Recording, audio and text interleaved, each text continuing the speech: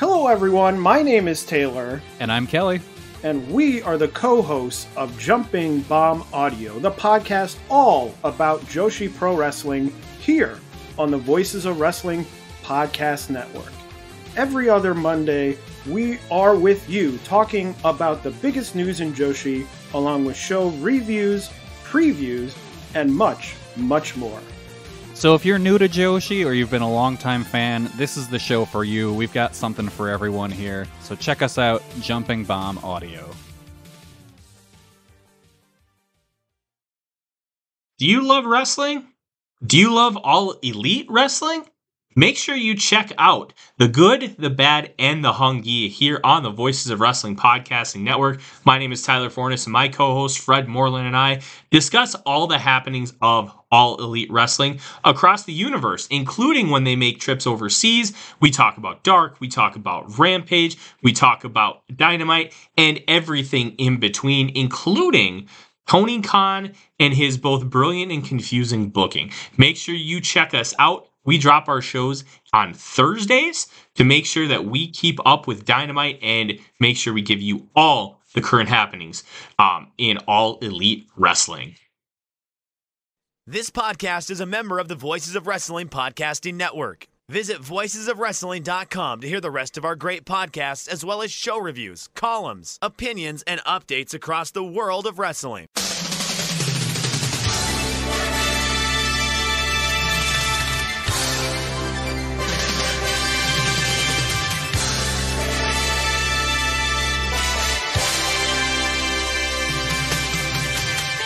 Hello everyone, welcome to the Super J Cast. I'm Joel, joined by Damon McDonald. It is Sunday, the 4th of June, 2023. This is episode 261. I'm talking like this because I'm hoping my daughter will be lulled to sleep by the beautiful sound of my voice.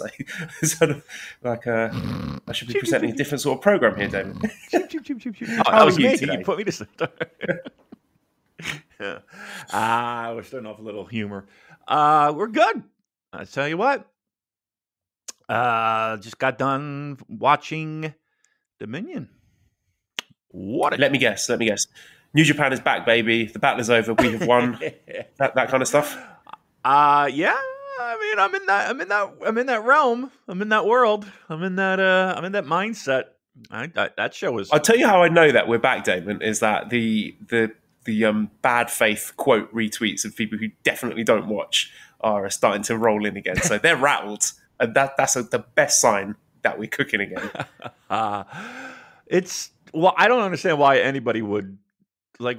Why would you comment on something that you didn't even see? It would be like, right, I'm not a Star Wars fan. It would be like me thinking, right, I have not watched, I don't know, the latest season of The Mandalorian. I've got no interest in it, but I'm going to seek out some people on Twitter who watched it and liked it and are talking about it and just quote retweet them saying, oh, well, A New Hope was better than this. This is shit. This new stuff. Boba Fett, he was the best Mandalorian. This new guy's rubbish. You seem to know a lot about Star Wars. For a guy who really doesn't like Star Wars. Expose myself there. A little bit. Look, I'm not going to tell what people to like and what not to like, but you're a dope if you're like commenting on shit you didn't even say. And here's the thing too: you can like what you like. That's fine. I mean, everybody's got an opinion, right? We just happen to have the microphone. But for correct opinions, listen to the Super J Cast. Exactly. Yeah, we've got the microphones and we're right. Correct. That is absolutely correct. There's no doubt. That show was fantastic. I'm buzzing a little bit from it. Just top to bottom. The buzz is buzzable. The buzz is buzzable. Let's bring that back. Let's dust that fucker right off. Because I tell you, I haven't felt this good about New Japan in quite a long time. And I know that every time we come out of a big show that delivers, we're kind of in that boat and we're kind of, okay, here we go. But like this was good. This was really good, this show. Top to bottom. I really can't think of a match that didn't deliver for me. I loved everything. I really did. And I know that we were pretty notorious, even inside the hallowed halls of New Japan Pro Wrestling, of being a little negative on things and ruffling feathers. But I'll tell you what, I got nothing but positivity going into this. Nothing but positivity. Love where we're going.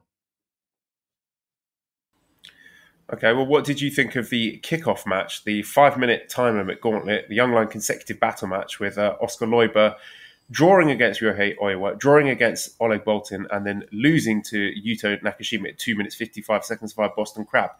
Analyze this match, Damon. Okay. Oh, no, wait, we can't. Oh, wait. Because no one's allowed to watch it. Well, yes, but I was going to do it anyway, just to kind of tag on our theme. This match sucked, man. Why would they have that? Why would they have these guys? Shut up. I like the bit when Oscar's trunks fell over and then Oiwa pooed himself, and then Oleg Boltin fell in the poo, and then Yuto Nakashima started revolving at 7,000 revs per minute and just couldn't be stopped. I don't think he sold it that well, though. And that's important. You got to sell. Got to sell the poop. Got to sell the stool, as they say. Who says that? No one says that. I tell you. Give me your overall thoughts on this show. Just like, I know we're going to get into it. Let's just kind of, let's skim the surface. Give me your feelings on this show. It's brilliant. I mean, in terms of in-ring, I thought the quality was very high. I don't know if there's anything that's going to be making the Match of the Year shortlist come the year-end awards. But in terms of just newsworthy events and setting the table for the summer at the very least, if not, there's stuff that happened that I could see going all the way to Wrestle Kingdom. Just ticked every box. That's what Dominion should be, getting you excited, and especially with the big events around the corner like the G1 and Forbidden Door. We are champing at the bit to enjoy these excellent stories play out. Like I said, name a better book company than this. You can't. Yeah. You cannot. The fucking balls. It would have been very, very easy for New Japan to just play it safe and have at the top of these cards Okada and Naito and Shingo and Ospreay and Tanahashi or whatever. But they haven't done that. They've taken a lot of risks. And, I mean, the attendance today was just a shade over 7,000? Maybe with some sexier matches with more established names on top, maybe they would have done a bigger number. Who knows? But I applaud the courage that they're showing in saying, no, we're not going to play it safe. We're going to take some risks and push some new talent and think about the future, which has not necessarily been the case during the pandemic. And I understand why, but it's just really exciting to see this is a whole new landscape. Like 2023 has been a complete reset for New Japan and emblematic in this Dominion show. Yep. It's awesome to me that this company, as you said, has the balls. Right? Let's make sure we get this going here. This man got the fucking balls. Yeah, thank you very much. I like the fact that they are starting to reap what they have sowed with all the talent that they have mined over the pandemic. Like these people that New Japan has said, okay, we're going to invest in you. Now we're going to start cashing in on that. I couldn't be more thrilled. And you're right.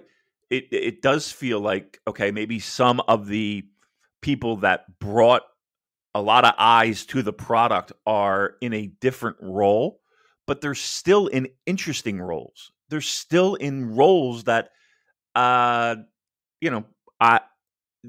not just dust in the wind and just, flying away to never be heard again. They're still in the mix. The hardest thing to do, and I say it 1 trillion times, the hardest thing in pro wrestling to do is to make new stars. But while it is the hardest thing, it's the lifeblood of any promotion. that runs regularly, right? Like making new stars. And trust me, like the people who parachuted in, AJ Styles and all that, just that's new to them, but that's, kind of what they know. And I'm sure there might be people that are parachuting in now, getting into New Japan now and seeing this for the first time and like, okay, these are my guys, right? Everybody hates change and everybody hates the evolution of not only pro wrestling, but of everything, of life, right? Your sports teams, the evolution there, your favorite players not having it anymore and needing to take a step back and or retire. That happens. I think the energy and the new focus that New Japan has, here's the good news is that you guys are in on the ground floor of this. You're in it, right? And I can't think of a more exciting. This is like having a team that young, talented, exciting, and then, watching that team take the next step into championship rounds or playoff rounds or whatever. Like that, to me, is the most exciting time in sports, and it translates very well in pro wrestling. Absolutely. Like the opening episodes of a new TV series or something like that. I mean, I'm just looking through the cards and, we do have the big names on it, but we've got Will Ospreay, curtain jerking. We've got Naito, still one of their biggest stars, in an 8-man tag match in the second match on the cards. We got Okada with the Never Openweight 6-man championship. Shingo also in the 8-man tag match. So, yeah, some gutsy moves there. And, you talking about change, I think that a lot of people are resistant to that. And I suspect it's people who aren't actually watching, people who see the new Bullet Club lineup and think, oh, this is rubbish because it's not AJ and Devitt and Kenny Omega and it was better then. Even though, they've got no idea who any of the people in it are now. Or people who look at the number of people in the Grade 1 Climax changing and thinking, oh, it was better when I was watching it and it was this number because of this, blah, blah, blah, blah. So, yeah, there is a lot of resistance to change. But I think the people who, like us, who've been following it regularly, we've been crying out for a lot of these changes. We have bemoaned the stale booking and the repetitive, predictable patterns that New Japan have got. And then now they've thrown all that out the window.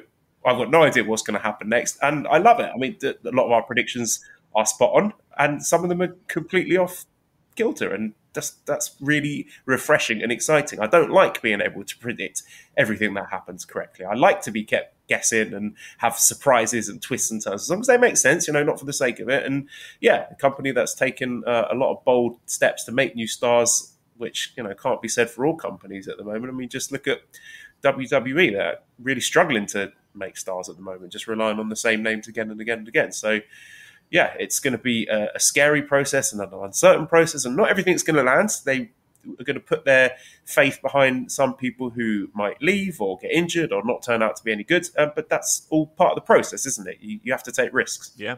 Yeah. I'd rather them take risks that don't land than just kind of do the same over and over and over again, even if the same, worked at that time.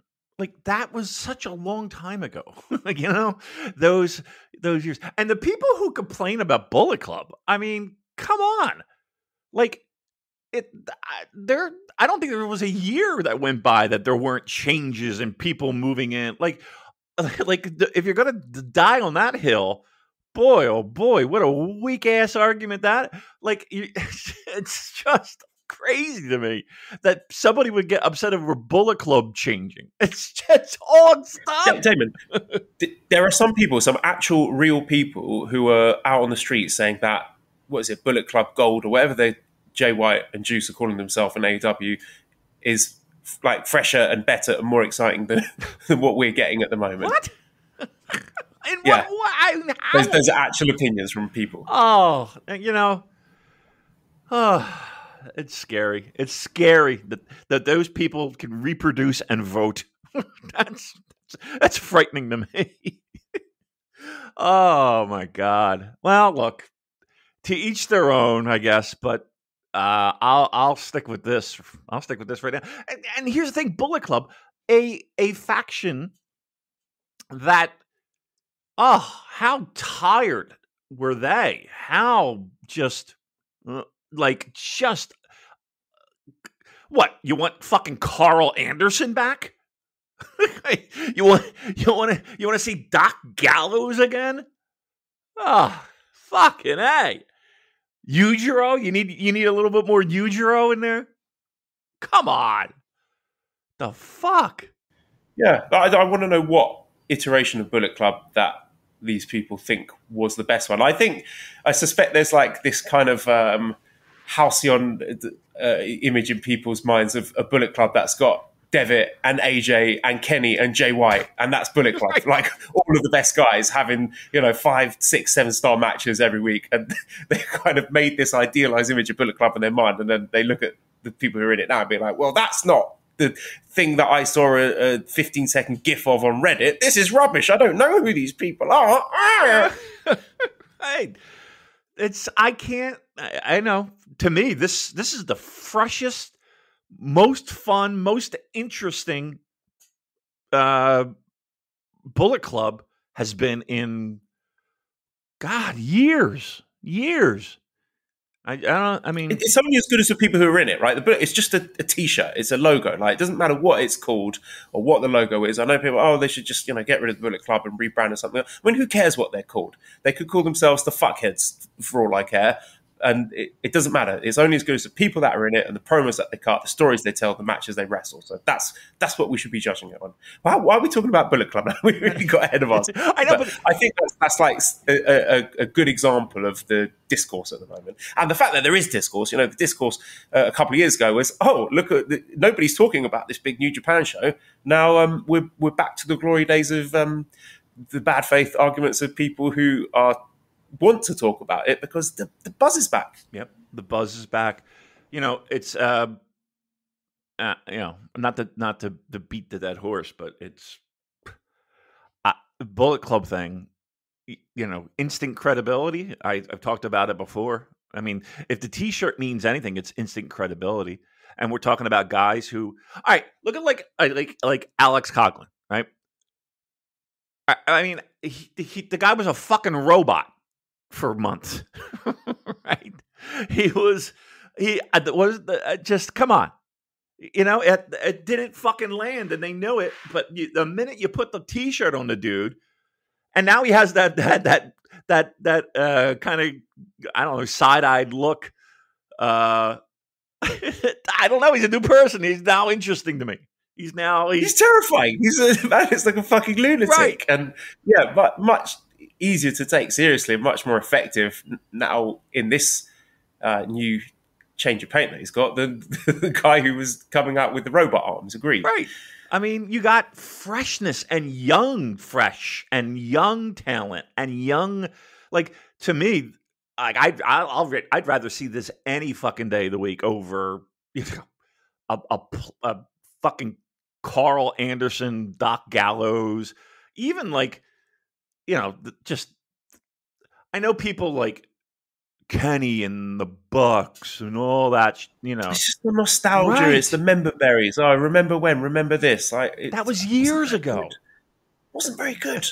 It was in 2018 when we had the Bucks and Cody and Hangman and Kenny. A lot of people didn't like it. It was really goofy and silly. There were plenty of complaints back then. There really was. There's tons of complaints. It's just an amazing thing. But anywho, I know we spent too much time talking about Bullet Club, but look, to me it's a nice, refreshing, cool breath of fresh air. Just a quick off-topic thing here. Jay Johnson says, comment for the podcast, FPL Fantasy Premier League related. Thanks for doing your mini league again this year. Very happy to have finished first in it. So, thank you for everyone who took part. You partake in any fantasy sports? Well, yeah, I know, right? If he'd finished bottom, would he be writing in? He's just gloating. Yeah. Where did I finish? I think I finished second, but it was a very hard-fought race. I've enjoyed my fantasy football this year. I've been listening to a podcast on it, actually, called FML FPL. That's been very entertaining. Have you done any fantasy sports this year? Me? Oh my God, yes. Yeah. I mean, I am currently in an NHL keeper league, where you get to protect certain people and that's your team, and then the draft is a bid. It's an auction style bid for the players instead of just, okay, your turn to pick your guy. No, you got to bid on people. Which is pretty intense. So that's one, and then I'm in like two other ones, hockey related. Not in a baseball one, but I'm sure I'll be in a football, American football one when the season starts. Yeah, no, I love fucking fantasy. I really do. I love it. Because here's the thing too. I like being in a fantasy league where I don't necessarily follow the league as intently as I do others. So like a baseball one would be kind of good because then I have a reason to watch. I have a reason to watch the fucking Brewers and the Rangers or whatever. So no, I definitely am. And again, I'm into I like the sports betting too. I am into that a bit. Right, that's all the off-topic stuff I've got. Let's get into this Dominion show then. What do you think of the attendance then? 7,000. Good number? I mean, I think it's different. And I don't know if it is or it isn't, but it feels different, society-wise. Is that what I'm looking for? Post-COVID, like it just feels like people were more anxious and willing, and fuck it, let's just do what we got to do here in the States as opposed to Japan. I could be well off base, but it does. I just for context, this is about 1,000 more than last year. Last year was just over 6,000. Right. So right. So I think everything is going to kind of grow incrementally. It's not like people can just flick the switch and I don't know, remove thoughts of danger in their head. It's a little disappointing. I'd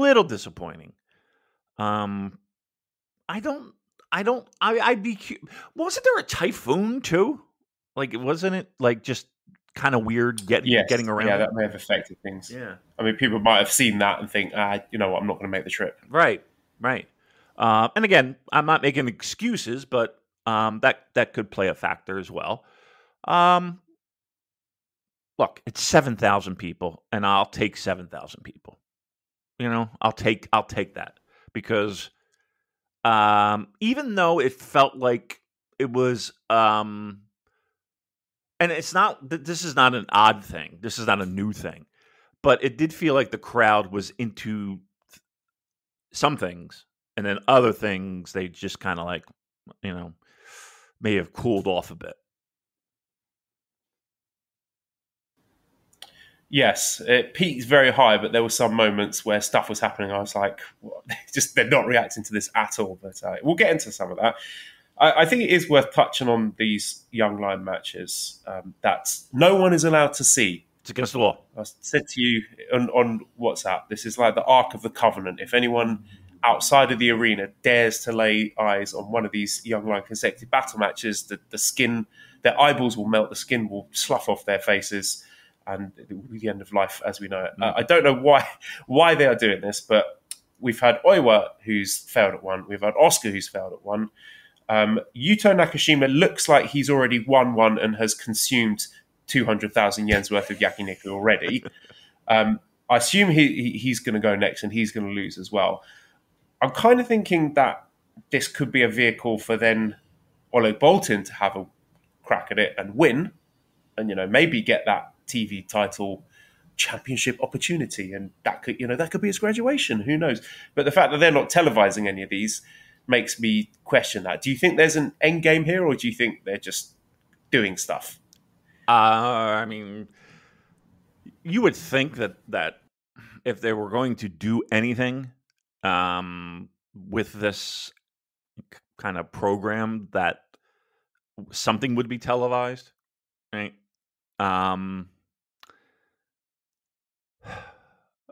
I guess, but here's the thing, though. If they do televise it, it's just got to be... They can't even announce it, because if they announce it, then they tip their hand, Like if they say, okay, we're going to air this one. Oh, okay, well...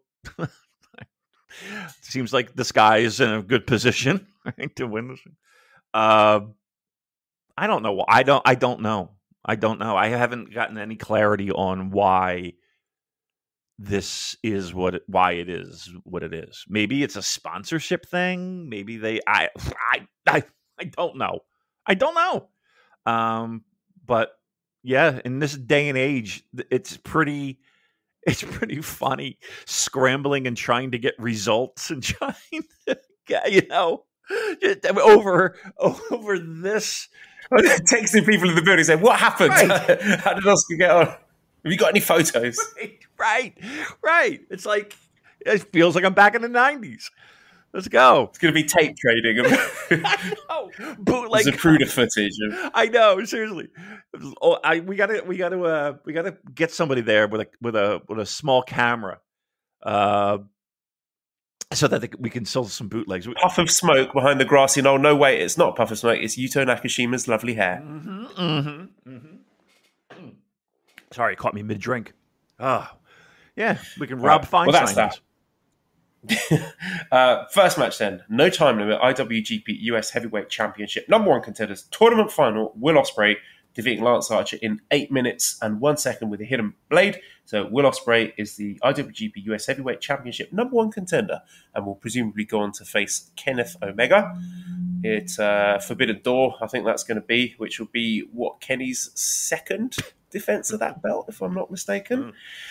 This was perfect for what it was. It exceeded my expectations. I was worried about Archer. I thought it was going to be, lumbering walk and brawl, but it wasn't. And I was really impressed with the intensity and the athleticism and the dangerous spots that they did. And it was perfect length for me. I don't want to say Lance has still got it, but he delivered here. No complaints about this one. No complaints. No.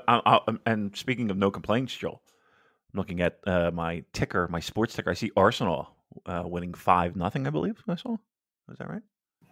Yeah. Last day of the season. That was a nice way to end things. We had a player who is most likely going to be leaving, Granit Xhaka. And I knew that, because that would probably be his last Arsenal game, especially at home, that he would be amongst the goals. He'd be charging forward, desperate to get a goal. So I put him in my fantasy football team. Not a very highly rated player in terms of scoring goals, but he scored twice. So I was feeling very smug at the end of that for my brilliant foresight in picking him. But yeah, well done. Good stuff. Done. Good job. Proud of you. All right, back to this show. We had our reservations, right? We talked about Lance and Will, and well, they did it in G1. That was pretty great, and well, that was a long time ago. And well, fuck us. Because guess what? Lance Archer delivered right from the opening bell. Talk about a match that set a fucking tone. Jesus. Yeah, it's like a sprint, wasn't it? It really was. It was, and again, Will just bumping like a madman, taking all these power moves. And I'll say this. And an underrated base as well, because he was catching. Lance was doing a lot of dangerous stuff, and Will was there to catch him. And Lance Archer is not a small man, no. So I want to applaud Will Ospreay for making sure that Lance wasn't landing on his head. Yeah, because trust me, there's a lot of wrestlers that might not have been as willing to do that. Let's put it that way. I loved it. I thought this match was fantastic. Look, I know that we all went into this thinking that Lance Archer has zero shot of winning. But I bit on the blackout. Me too. There was a little bit of me that was like, oh, are they going to do that? Are they going to do Lance versus Kenny to annoy everyone? Right. Let me ask you this. You got a guy who would absolutely fill a role that is, I think, needed in New Japan. And that is of that monster type wrestler. Now, Hikuleo is that guy, and I put in air quotes, but Lance Archer, I think, is miles ahead of Hikuleo, right? Yeah, I don't think Hikuleo is that guy. I think Hikuleo is a good young wrestler who just happens to be very tall. He's not a monster. Yeah. He doesn't wrestle like it anyway. I would have zero problems, zilch problems, having Lance Archer back in the fold. I really think he's not doing anything in AEW, is he? He's barely used. No, I don't even, was it 2 years ago? He had that little thing with, and Jake Roberts was his manager and shit. Yeah, I mean, that's long gone. And they haven't used him. I'm telling you, I would have no problem bringing him back because he never dogs it in a New Japan ring. And given the right opponents, like he has really good fun matches. I would bring him back in a heartbeat. We've changed our tune, haven't we? We sure have. Before this match happened, we were like, oh, he's cooked. Why are they wasting this one on him? And now, like, sign him up. Yeah. Bring it back full time. We want to see him week in, week out, every Road 2 show. Yep. Yeah. I want him in. I tell you what, I want him in G1. I was kind of, I don't know, a little disappointed, but well, I don't mean to spoil it for anyone, but Lance Archer is not in G1. It's I don't want him here fucking Road 2 shows, but like in moments like this, I got no problem with a Lance Archer, that's for sure. Second match was LIJ team of Titan Bushi, Shingo Takagi, and Tetsuya Naito defeating the Just Five Guys team of Taka Michinoku, Doki, Yoshinobu Kanemaru, and Taichi. And it was Titan who got the submission win over Taka after 9 minutes 24 seconds with the Jave, I don't know how to pronounce it, I'm so sorry, Immortal. So I think it was a nice way to sort of put a bow on Titan's outstanding Best of the Super Juniors tournament by giving this win. I mean, not a huge win or anything, but I think a good way to celebrate that. Yeah, this is a serious wrestler who has done a lot of heavy lifting in making other guys look very, very good and has often sort of flown under the radar, maybe doesn't often get the flowers he deserves, but we want to throw some love for Titan. And look, hey, maybe he will get his rematch with Hiromu. I mean, he pinned him during the tournament, so imagine that. Like, if he has a match with Hiromu for that title in Mexico, that would be awesome. Yeah, so I hope they do follow up on that. I don't know, it's not a huge amount to discuss with the rest of this match. Looking at sort of directions for Shingo and Naito going into G1. I have some predictions for Naito. Not really sure what Shingo could be doing, and also looking at potential challenges for Taichi's KOPW. I don't know if that's going to be one of these LIJ people. It's unclear at the moment. But well, I will say that Shingo does seem to be looking at a program with Finlay, right? We can kind of see that coming, right? Yeah, I agree with that. That was definitely hinted at. They were glaring daggers at each other. Maybe they might be in the same G1 Climax block. Both tough guys. Why not have a tough guys block? That would be cool, wouldn't it? I like it. I like that. I like that a lot.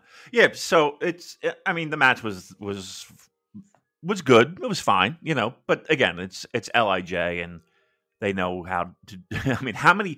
I would just wonder how many singles matches. Jesus Christ, how many multi-man faction tag matches they've actually been in.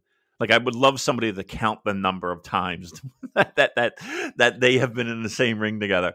It's probably, I'm going to set the over-under number at 500. Have they been in the ring 500 times, Joel, do you think? Just any combination of any LIJ guys. Yeah. What we're saying, it's got to more than a 2 versus 2. Correct. Should we get Chris Amster to work it out for us? Right. Yeah. Well, we'll hear it on his new podcast. What? Huh? I don't know. What? Good Lord. Right. I tell you, it's a grind. It is a grind. I mean, how long have we been doing this? 5 years? Yeah. I'm like I said, 500. I'll set 500 if somebody could do the math for us, because I'm too lazy to fucking do it. But I bet you I'll take the over. I'll take the over of 500. You figure. Okay. All right. So how many events are there per year? Right. I mean, you figure 52 weeks in a year. Right. If we're sort of averaging it out to 3 with all the tournaments and stuff, like 1 event per week, does it shake out like that, or more than that? I think more than that. Let's do 2. Let's call it 2. All right, so we're talking roughly 100 shows per year, and LIJ's been around since, was it 2016? Yeah, 16 or 17. Yeah. Are we still recording? Yeah. Yes, we are still recording. Yeah, so that's then 2016 to 17, 18, 19, 20, 21, 22, 23. So 7 years, 100 shows, 700. Yeah, I would say, what was your guess? 500? I said over 500. I'll take 501. Okay. I would go under that, but not by much. Okay. All right. Somebody do the math for us for this exciting bit that we're doing here on the All right, let's move on. Third match was the IWGP Junior Heavyweight Tag Team Championship match, where the challengers, Catch 2-2, Francesco Akira and TJP, defeated the champions, the intergalactic jet setters Kevin Knight and Kushida, after 10 minutes 38 seconds. It was Akira that pinned Kevin Knight following the 2-2. And yeah, as we predicted, they have become the champions once again. And the right move.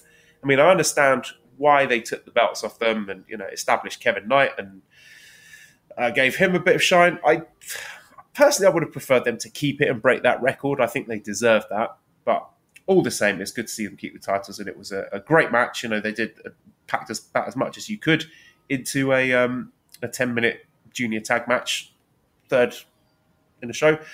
And I suppose the main talking point coming out of this is the swerve, the turn of one driller, Dan Maloney, who came out with his boys and he's been laying it on really thick, throwing the crowns up every 5 seconds. And Kevin Kelly did a great job on commentary saying how dedicated he was to the United Empire cause. He could have gone home, but he wanted to stay longer and cheer on his boys. And then we get Clark Connors coming out at the end and Maloney with the attack from behind. And the best kinds of swerves are the ones where you think, fuck, I should have seen that one coming. Yeah. And it made all the sense in the world. And look, the best thing I can say about this swerve, this turn, is that I'm not sure whether it was planned or not. I mean, it could be something that they have changed direction on account of Ishimori being injured, because I sort of predicted before the Best of the Super Juniors that I thought Clark and Ishimori would be junior tag challengers. But if it was a late change in direction, what a great stroke of luck it was to have Clark versus Dan Maloney on their final block night and have that amazing together where no one got pinned. It was a count out in the end. So you could definitely see the logic in that and that sort of playing into this story. And I think from the start, a lot of people said, why is Dan Maloney in United Empire? They've already got loads of juniors. It's very crowded in there. He would have been a better fit for Bullet Club.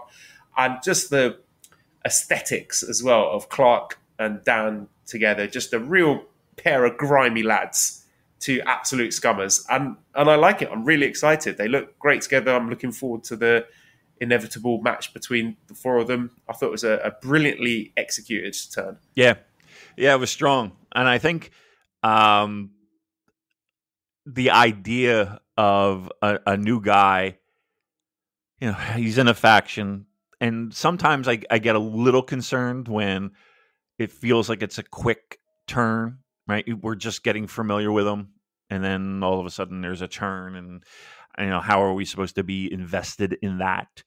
But I thought they did it well. I thought they did, I thought the execution of it was fine. And you're right. I think it's.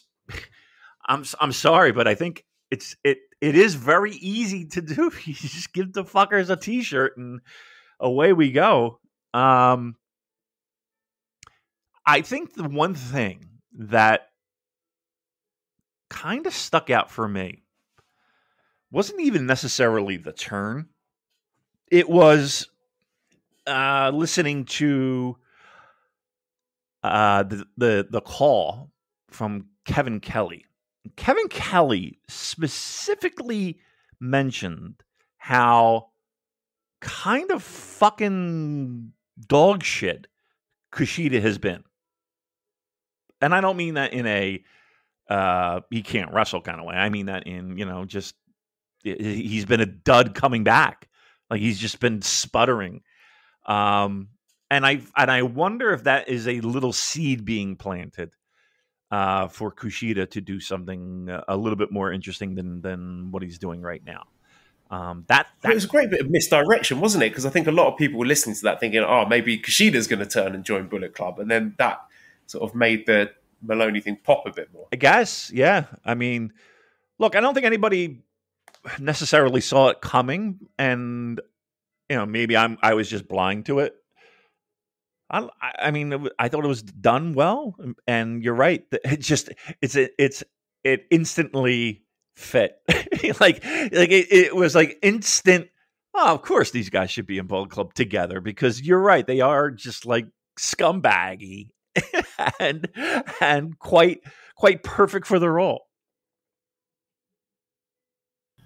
Yeah, they both really fit the vibe of Bullet Club of sort of hungry young guys with a chip on their shoulder who are out there to prove themselves. So, like the original one?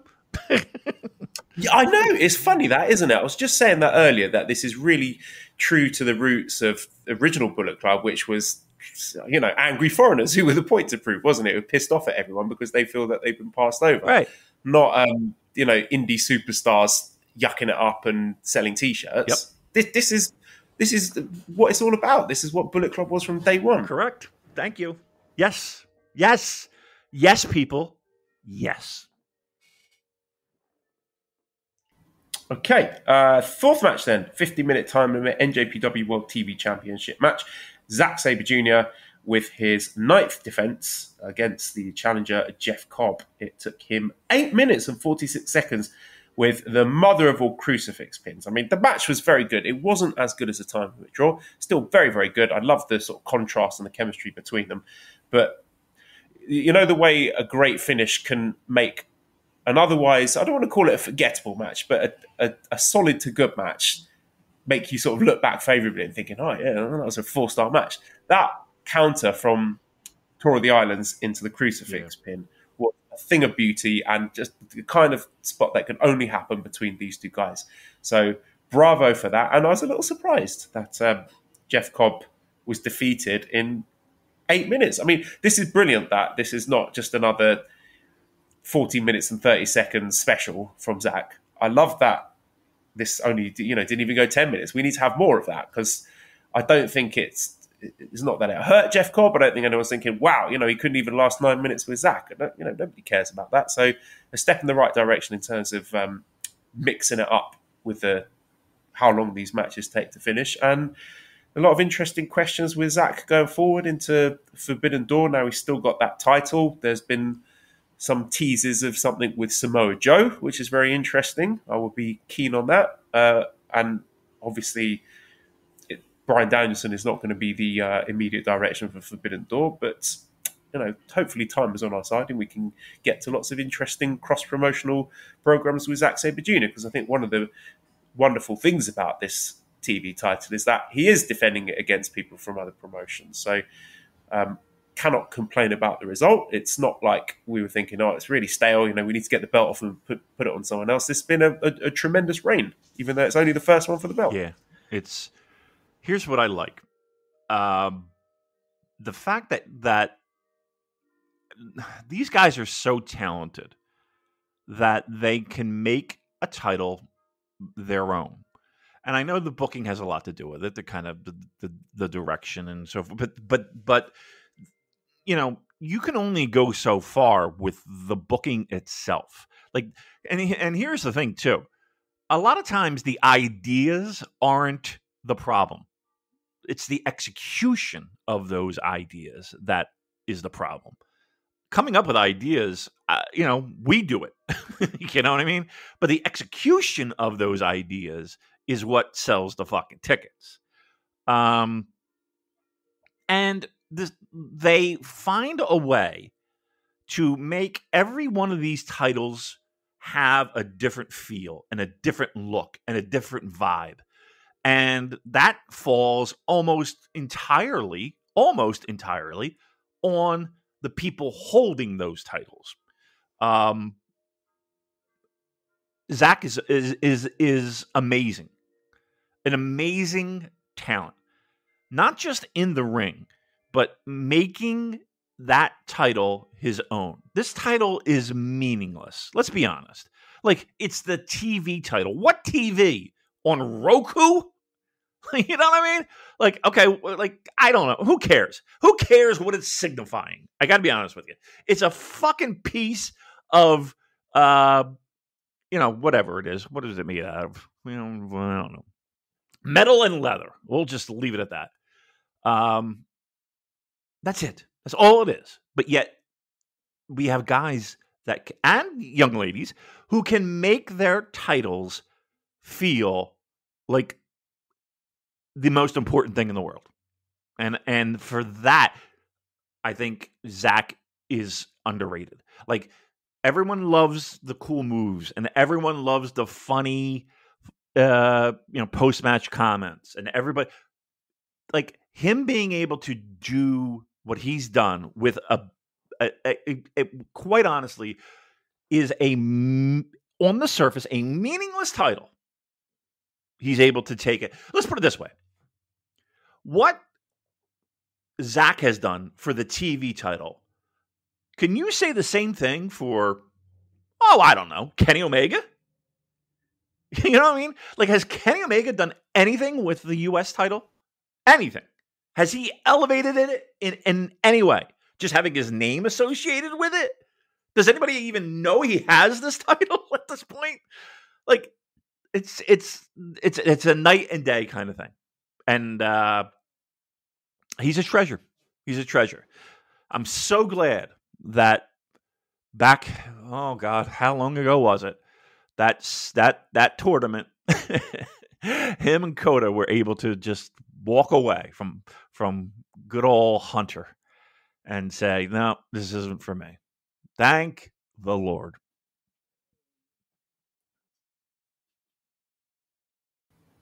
Amen. Amen to that, Damon. Let's move on to the next match, which was the fifth match, the IWGP Tag Team and Strong Openweight Tag Team Championship three-way match, where Bishamon, Yoshihashi, and Hiroki Goto defeated the challengers. Well, no, what challenge? It was a vacant title. Aaron Hanare and Great Khan, Holy See Manami, and House of Torture, Yujiro Takahashi and Evil. So Goto pinned Yujiro after 30 minutes and 15 seconds with the Shoto. So Bishamon are once again the new tag team champions. Nature is healing. Very happy about that. And I want to read a tweet from our friend John Carroll, who said, that was a lot of fun. Presumably AEW fans watching were confused as to why all the interference spots happened in one match instead of the entire undercard. I know. We love you really, AEW fans. I hope I'm not annoying you. But yeah, I thought this was a lot of fun. We knew what we were going to get. We knew we were going to get all the interference and the cheating. And the way that it is self-contained to lower to mid-card stuff is absolutely fine. I quite like it. I find it entertaining. And I thought this made for a very fun and exciting closing stretch. I found it very unpredictable. There were a few moments where I genuinely thought Yujiro was going to steal it. I enjoyed Okan and Hanare doing a tribute to Katsuya Kitamura. That was very touching. And yeah, they kept me guessing. And I definitely think it's the right move to have the titles back on Bishamon, who are underrated tag team, and I hope they get their love at the end of the year, even though I think it would have been quite funny to have it on House of Torture going into Forbidden Door just to piss people off. Annoy the AEW fans. Yeah. What did you think of the match? Yeah. I mean, here's the, I think everybody knows our feelings about mindless interference and just overbooking and all that stuff. And, House of Torture was really the focal point when it came to that and all that. We've talked about that. I feel like too much sometimes. That being said, the interference was over the top. As we call it, the bullshit was prevalent. But at the end of the day, like both teams, kind of fought through it and made the most of that situation, and wound up winning. A lot of times, you're building for that moment. There's all kinds of bullshit and heel shenanigans and all that stuff, but finally, it ends with them fucking up or them getting in their way and the bumbling Keystone Cops, and the good guys win. So that's what happens here. So I don't look. It's not my cup of tea. You know that. But it wasn't like I was in here being like, "Oh, here we go again. Oh, here we go again." Just because it's used sparingly, right? That's the key. It's not like this has never happened before in New Japan. It's not like Inoki would, lose his mind if something like this happened on one of his shows, because they've happened. It's happened throughout the history of professional wrestling. There's I don't know if you know this, Joel, but there's a little bit of silliness in pro wrestling. I don't know if you know. It's not a terrible thing when used sparingly, and that's what it was here. And here's the thing too. I think while I would have liked to have seen United Empire win, I think Henare, I would love to see a title on him, even if it's just, thanks for all your hard work. Here's a title. I'd like to see that. For whatever reason, they want to give him a title, which hasn't happened yet. But the idea of Goto and Yoshihashi having those titles again, I don't think anybody's going to complain. And number two, it does lead to some interesting programs, which they were, once again, building up and kind of planting the seeds for an FTR match. And I think all of us would be excited by that to see once again. So, look, it's going backwards, but in a way, it's a well-deserved backwards in my mind. Yeah, just one thing I would say about the House of Torture stuff is it doesn't always land. I'm not a unilateral defender of it. When it's in the arse end of nowhere in the middle of a tour and the crowd aren't reacting to it, it is a slog. But when it lands, like in a hot Osaka crowd or at Korakuen Hall, then I find it tremendously entertaining. And this was one of those occasions. So it does depend on the crowd, but I thought it was very successful here. So that took us to the intermission, if you will, where we had the announcements of the Grade 1 Climax 33 field. Now, we had been teasing, we'd heard whispers of a 32-man field, and that's exactly what we got. So we have Okada, Naito, Sanada, Ospreay, Tanahashi, Finlay, Shota, Shingo, Ishii, Tamatonga, the returning Tangaloa, who we haven't seen for, feels like over a year now, so glad to see he's back in action. Hikuleo, Goto, Yoshihashi, Yano, Kenta, Zack Sabre Jr., Taichi, Eddie Kingston. That's a surprise for a lot of people. El Phantasmo, Ren Narita, Evil, Chase Owens, Jeff Cobb, Great O'Khan, Hinare, Gabe Kidd, Alex Coughlin, Shane Haste, Mikey Nichols, Yota Tsuji, and Kaito Kima. Oh no, I forgot to mention about Gabe Kidd and Alex Coughlin. Let's circle back to All that right. before we do the G1. So we had what were they called? The Dogs of War, the War Dogs coming out and attacking Bishamon afterwards. So I'm pretty sure on this very podcast, one of us at least has said, why not stick Gabe and Alex in Bullet Club? And that was teased actually at one of the US shows. I forget which one with it had Clark and Finlay watching Gabe Kidd's match. So they've been scouting him. And like I said before, the same thing with Dan Maloney, really. It absolutely makes sense it adds to the vibe of the group of angry young dudes who feel they've not got their dues yet. So absolutely no problems with this. The only thing I disliked about it was that the crowd did not react to it at all. Like, there were crickets in there. I don't know if a lot of people didn't know who they were. But personally, for me, who's seen guys like Carl Fredericks lose his patience and quit the company. And I warned before that they need to do something with these guys, otherwise they might find a similar situation. And more to the point, they're talented guys. I like watching them wrestle. I thought they're really good in World Tag League, and I thought they deserved another shot. I thought it was a no-brainer to bring them back in and do more tag stuff, and that's exactly what they're doing. So not a particularly shocking development, but a welcome one all the same. At some point, you have to give guys like this a chance, and now they're getting one, and I'm happy. Yep, this is we're now picking the fruit from the tree. It's perfect. And dare I say, an interesting, fun, legitimate tag team in Bullet Club. That's I think the freshness of that, just that pairing. I don't know. I'm telling you, I was one of the biggest. I don't give a shit about Bullet Club. I don't give a.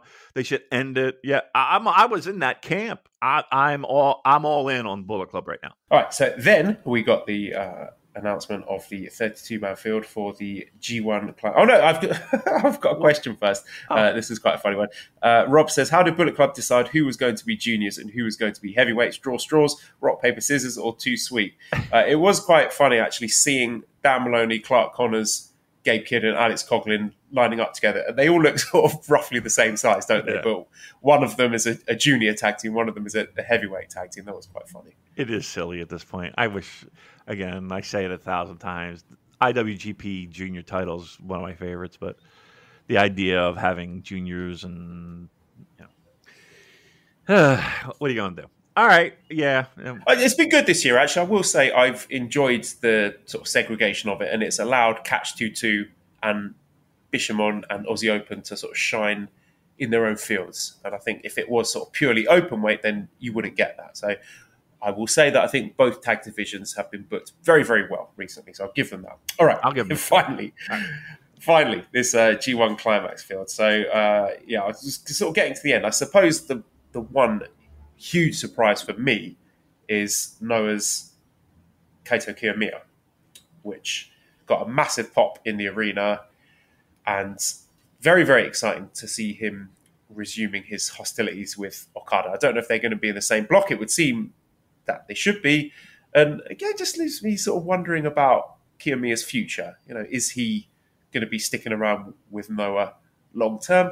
I don't know. It seems unusual. It's been a while since. When was the last time New Japan allowed a wrestler to enter the G1 from another Japanese promotion? Yeah, was it 2016? Yeah, it was because wasn't it Nakajima? Nakajima and Marufuji. Correct. Wasn't it? Yeah. I think that might have been the last time. It's been a while. Yeah. Not for nothing.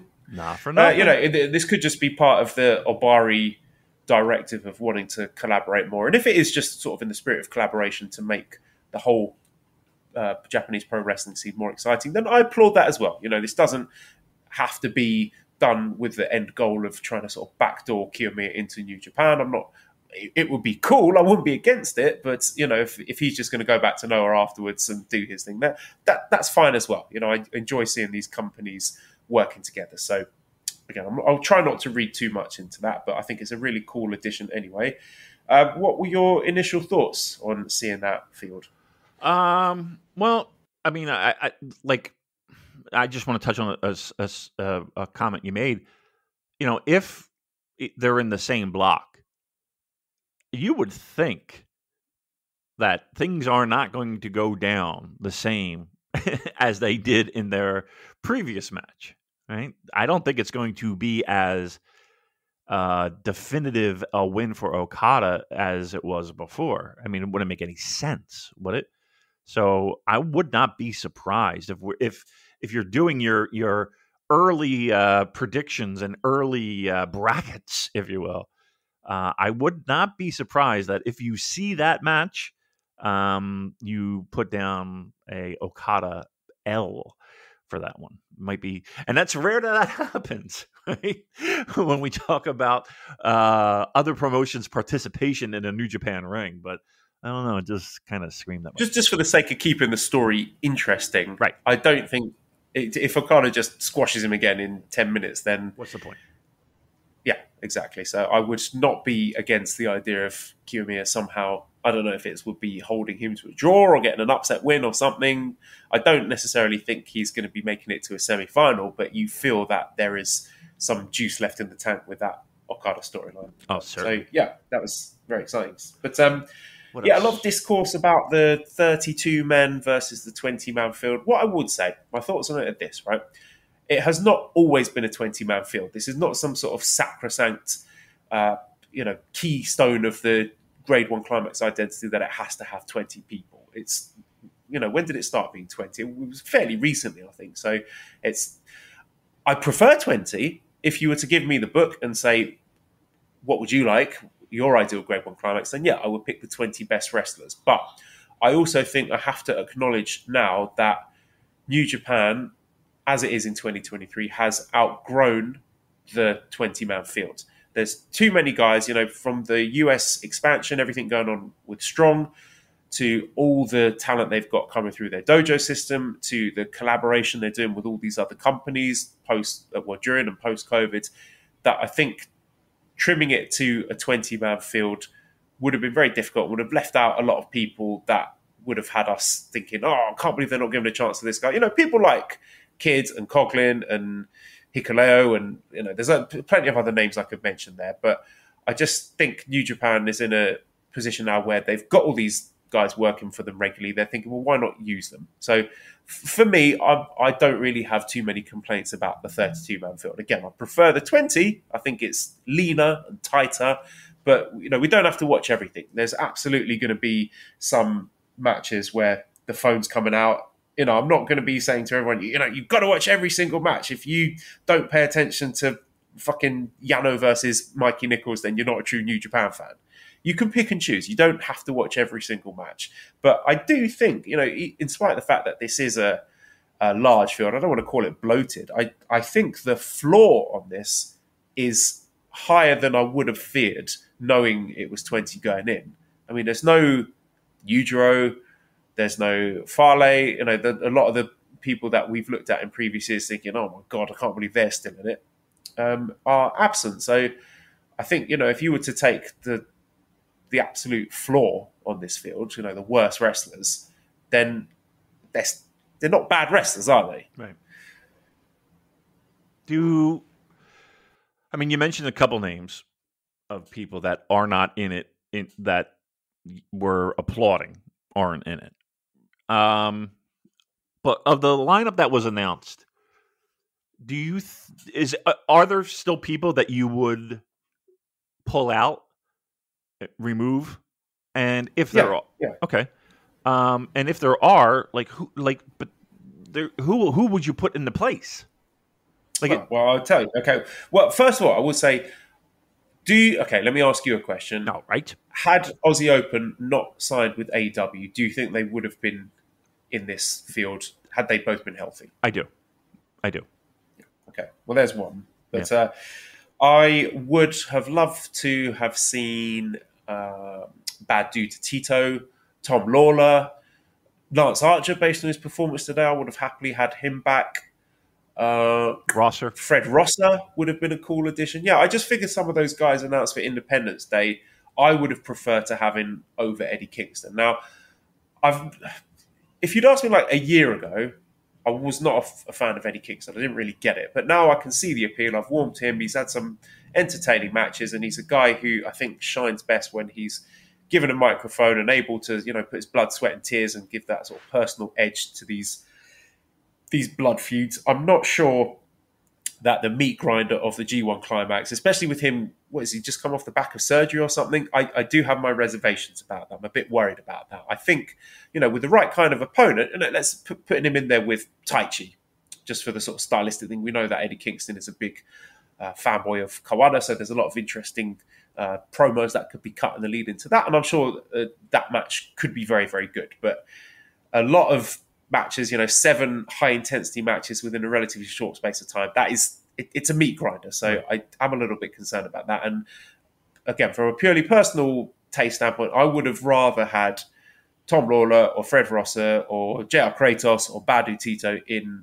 ahead of that. But, I still think Eddie Kingston will be good. I think, if you put him in the block with the right people, you guys like Itaichis or your Shingos or Ishii or, David Finlay or maybe Ren Narita, have Gabe Kidd in again. They had a great match before. I think there could be some really good stuff in there. So, yeah, those are some people that I would have liked to have in. I have got no use for Yano at this point. I don't find him funny anymore, so we could take him out. Other people that are just, Chase Owens. Right. Kenta. Right. I think he's on the verge of being washed. I suppose Kenta could be just the sort of night off match with all the shenanigans he's doing. I mean, he's just won the Defy title through nefarious means. He just seems to win all his matches with bending and breaking the rules. So, yeah, there's guys who are not to my taste, and I think there'll be a fair few skippable matches. But I disagree with the takes that this is some kind of, they're just inviting any old Tom, Dick, and Harry into the G1. I think still, on the whole, it's a pretty strong field. Right. Again, 20 guys would be the for me optimal, but I understand why it's 32. Sure. Eddie Kingston. Talk to me on night 4 and 5 and 6 when, again, you called it the meat grinder, and it is. Like, I just don't know how much legs he has doing what he does best consistently in a tournament like this. Right? Does that make sense? You're right. Perfect guy for build the feud with his mic skills. In the ring, it's blood, sweat, and tears. I don't know if that gets translated or if it's possible or if it dilutes itself if it's done every other night. Right. Against people that really there isn't a kind of a purpose that it feels like works better with who he is. Yano, trust me, we could do it out. Chase, well, I don't have a problem necessarily with Chase being in. I understand people's thought process in the sense of, okay, I mean, we could probably get rid of, that would make it a solid 20 if we removed Yano and Chase and all that. But again, let's remember there are people that need to lie down. There are people that need to go 1 and whatever the number is, or 2 or 4 points, or, there are just, you need that. And you can't have your big guns doing that, right? You just can't. So that's why you have people in there like it. I was surprised by Tangaloa. I was actually surprised that I saw that graphic pop up. I was surprised by all 3 of them, to be honest. I thought they were on their way out. I mean, that was the talk, right? Wasn't it? That was the talk. So there you go. I don't, it's funny. Every year, it seems like it's the same arguments of why is this person and why is this person and why is this person and why isn't this person? Why don't they have more from outside? I mean, we've got 2 outsiders, which I think will be interesting, to say the least. And you've got people who are going to debut and finally getting a chance. Again, it's fun to speculate and to kind of, kind of predict how a tournament is going to go and who's going to perform well. We say it all the time. If given the opportunity, there are only a handful of guys on that roster that can't go, that can't produce a really great match. They can still produce a captivating match, right? And again, I'll look at Yano. You know, there are going to be times where Yano is going to have that sprint, and it's going, you're gonna be on the edge of your chair. You are. Don't say you won't. You will. But let's see how it pans out. And I hate to use that as a crutch, but I'm not. Like, we have a lot of new faces. We have a lot of new possibilities. And I think I'm excited. Well, I know I'm excited with that possibility, right? Like, we have so many guys that you're just like, okay, let me see what he can do. Oh, let me see what he can do against this guy. Let's see what that's, to me, that's exciting. And the idea of not knowing or feeling like you don't know who's going to win this particular match, and then add the fact that G1 always has a handful of surprises. I don't know, man. I'm pumped. I'm excited for it. I really am, and I'm excited for it more than last year and the year before. I really am. I think this is.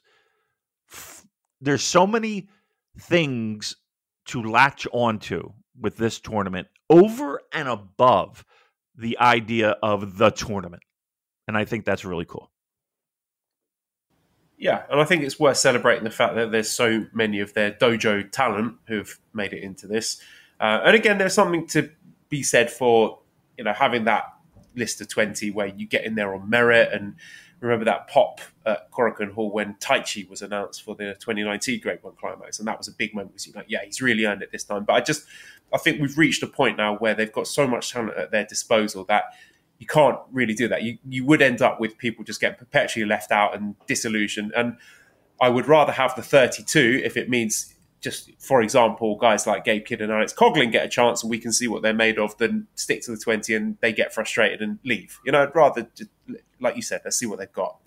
And a few questions here. Double cases. Will Yano and Eddie Kingston be stuffed in the same block? I would like to see Yano with Shane Haste. I think that would be quite funny. I think Shane Haste is a very amusing man. So that would be one to keep an eye on. Craig says, am I alone in thinking this 32-man tourney is just laying the foundation for eventually having a G1 with 2 blocks competing in Japan and 2 blocks competing in the US? Yeah, I don't think that's going to happen. A lot of people have been saying the US block, but no, I don't think it is. It's part of their sort of touring logistics in Japan. I would be very surprised if they did it in the States. And look, I will say this about the 32-man block. I think the 28 one was a disaster last year. I really didn't like it, just in terms of the pacing. It didn't feel like a round-robin tournament. It was very hard to keep up with how many points people had and guys going for long stretches with no matches. It was very hard to follow. But if it's 4 blocks of 8, and we can have them appearing consistently, we get all the guys from A block appearing on one night and all the guys from B block, so we can actually keep up with the scoring, then that is way more balanced than doing the 28. The 28 it did not work for me at all. So I think there are ways that 32 will work and it will have that Grade 1 Climax feel. So I know change is scary and people don't like it, but I'm bullish like you, Damon. I think this is going to be very, very good. Are you surprised that the U.S., the current IWGP U.S. champion, is not in the tournament? I am not. No, I think I have I have no complaints about Tony Khan not wanting to give his biggest stars, throw them into the meat grinder. That's absolutely fine. So I'm not, gnashing my teeth. Oh, why is there no Claudio or Danielson or Kenny? If I want to watch those guys wrestle, I'll watch AW. It's fine. Yeah. They can do their wrestling there.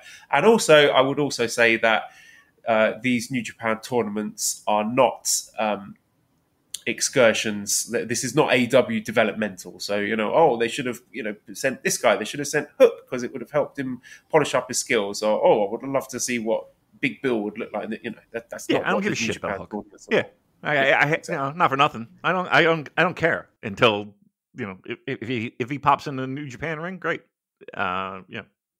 His development means nothing to me. Zero. Yeah. All right then. So that takes us to the sixth match, the Never Openweight Championship match, where David Finlay defeated the challenger El Fantasma in 18 minutes 51 seconds with his finishing move now named Into Oblivion. So ELP came out with his new theme and new gear. He seems to be Hontai, the sort of main New Japan unit, rather than aligning himself with a particular faction. The match was fine. It was kind of went the same way as the Tama Tonga one. It was a very comprehensive win for Finlay. I was expecting to have the sort of exciting back and forth closing stretch that these guys had in the G1 last year, because we know they've got it in them. But I feel that they wanted to use this as an opportunity to really establish Finlay and this new form of the Bullet Club at the expense of having a tremendously exciting match. Now, I think they will meet each other again. This is one of the programs that I could easily see having a Wrestle Kingdom rematch where ELP has to go and regroup and then he gets his shot again at Tokyo Dome or another show or whatever. So I don't think they're done by any means. I think they do have a better match in them. But I think functionally this was there to show you David Finlay with Dan Maloney and Clark Connors and Gabe Kidd and Alex Coughlin and say, this is Bullet Club. They are savages. They are killers. This is how they're going to wrestle. And I like it. It's got a very clear and strong aesthetic. It might not be conducive to the sort of work rate stars match that people like. It might get there one day. I don't know. But in terms of a mission statement for what Bullet Club is now, I thought it served its purpose very well. Yeah, I mean, in hindsight, that probably didn't make much sense for ELP to get a win and take the title here anyway. I was surprised, and even though the objective is to have David Finlay be a definitive force in New Japan, and again, re-educating fans, I'm kind of surprised that it was done at the expense of ELP. Only in the sense that I don't know. I mean, you're right. It's probably not the last time we see these two in the ring together. But that being said, I don't want to say, what do you do with ELP now? But it does seem a little bit, and again, maybe I'm just more worried about the future than I should be, but it does seem like he's, ELP is floating without a rudder, right? He's just kind of there at this point. There's plenty of things that can be done to kind of spice him up a bit, but I don't know. I look. I understand. I think it's rare for right. His story's barely started. He's just been kicked out of Bullet Club. I think for him to come back immediately and beat Finlay for the title and be like, yeah, I'm the man now. That's not really how New Japan does things. Right. I think he's got to go on his own little narrative arc and find himself before he can do that. Excuse me. I'm just going to attend to myself. Yeah, go right ahead. He's not happy with the direction either. You're right. Again, I don't know. Even though everything you said makes perfect sense and is the correct and logical explanation, I guess maybe I am projecting the fact that I'm waiting for that ELP moment, I guess. I guess everybody can't have a moment at once. And you can't have a moment of, both. Well, you know what? You kind of can both have a moment. And I don't think that they established that. I think they did one objective. They've accomplished one objective with David Finlay. But I guess there's a part of me that would like to have seen ELP be put in a little bit of a better situation. Look, could you see him as a G1 semi-finalist? Could you see him winning his block of 8? Right now, no. Right now, no. I mean, who's ahead in the pecking order for you? I don't want to get into like final predictions and all that stuff, but like him winning his block. All right, so let's just say, what are you saying? 2 blocks, or is there going to be 4 blocks? Yeah, 4 blocks of 8. Okay, so you figure Naito's winning one of those blocks, right? Do we? What? I don't know. No, really? Maybe. This is the thing. If you said pick now who's winning the G1, I wouldn't know. And I like the fact that that's unpredictable. I suppose New Japan has been so fresh with the booking this year that I could see a final 4 of Tsuji and ELP and Shota Umino and Ospreay or whatever. Like, that wouldn't shock me to have like a first time winner. I think I'd be kind of leaning towards Will Ospreay to win it. I think maybe we're going to get a first time winner this time, just with the way that the booking is going. And I still think the G1 winner has that baggage of having to fill a Tokyo Dome. Correct. On January 4th. Right. But we have seen, what were the semi, when they had the 4 blocks last year, the semi-finals were Okada versus Tamatonga and Ospreay versus Naito, correct? So Tamatonga, that I think you can give one of those semi-final spots to a guy who you're trying to establish, and I think the G1 is a great way to do that. So I think that is a potential area for ELP to start his little redemption story, if you like. Okay. I mean, to me, just on the surface, Finlay, I think, would be in that mix. Ospreay in that mix. I would probably say, again, it depends on how they divide the blocks, but I still kind of think Naito's in that mix. Okada, is he in that mix? You would figure Sonata might be in that mix. I don't know. I don't know if we talk about how there's so much talent and the depth of talent, and we just might have to put that on the back burner.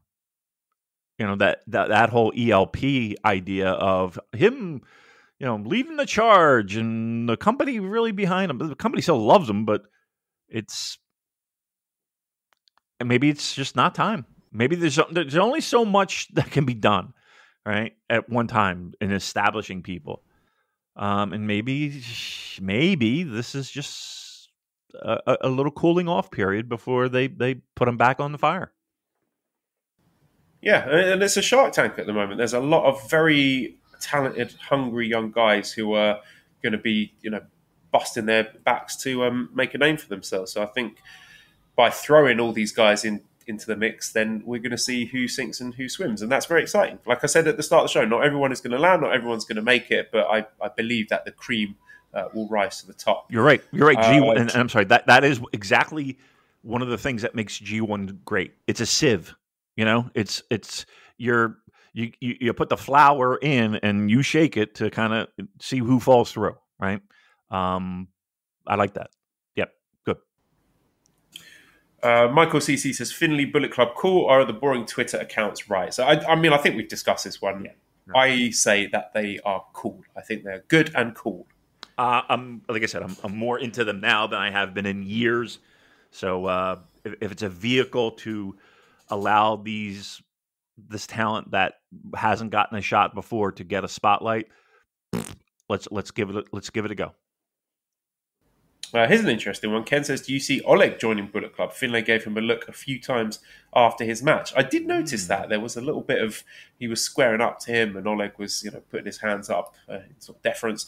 So I could see it. I mean, if Oleg is going to get the quick graduation, he could be like the sort of muscle man for new Bullet Club. Because I think if Bullet Club are lacking something right now, it is someone who's big and physically intimidating. I don't think any of the guys they have at the moment really fit that. So potentially, yeah. And look, with Bullet Club feeling as fresh as it is at the moment, it wouldn't be the sort of kiss of death that, if you'd said a year ago, this guy's joining the Bullet Club, I would have been rolling my eyes and being like, oh, Jesus Christ. But now I see that as a positive and an exciting thing. So yeah, don't rule that out. I think there could be fire to that smoke. You know what we always forget about? The fact that Bullet Club has offshoot factions. House of Torture is technically an offshoot of Bullet Club, isn't it? Yes, and Farley's Rogue Army in Oceania. Right. I mean, and if we're still counting Jay White doing his gold thing, it's. So what you're saying is, when are we going to get the big David Finlay, Jack Bonza confrontation? That's exactly what I'm trying to say. Exactly. Yes. Oh dear. Okay, so seventh match then, we have the IWGP Junior Heavyweight Championship match, which was moved from the eighth match to allow Claudio to get to the arena on time, where we had Hiromu Takahashi successfully defending for the sixth time, I believe this would be, against the Best of the Super Juniors winner, Master Huato. You want me to start? 90 minutes, 50 seconds. Go for it. Ladies and gentlemen, dedicated listeners of this number one New Japan Pro Wrestling podcast, I'm here to make an announcement. He has had, and I say he, Master Wato has had 2 back-to-back singles matches that have delivered. Now, I'm not going to sit here and tell you that everything he did in that ring was crisp and clean and done with the execution of grace and no. That being said, back-to-back great matches. One of them being 5 stars. I don't know about 5 stars from Big Dave himself. I don't know if that was a 5-er. I got to be honest with you. You feel a 5-er. I didn't feel a 5-er.